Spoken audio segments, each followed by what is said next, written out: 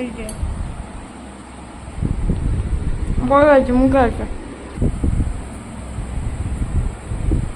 করতে পারছি না, খেতেও পারছি না, জীবও খোয়াতে পারছি না, এত ব্যথা। কি করবো বলতো? চেহারা দেখে লোকে এমনি বুঝতে পারে যে আমি খেতে খুব ভালোবাসি, কিন্তু ভগবান এমন করেছে, এমন ব্যথা, আমি খেতে পারছি না। দুপুরবেলা ভীষণ খিদে পেয়েছে, মানে গলা ব্যথার জন্য একদম খেতে পারিনি।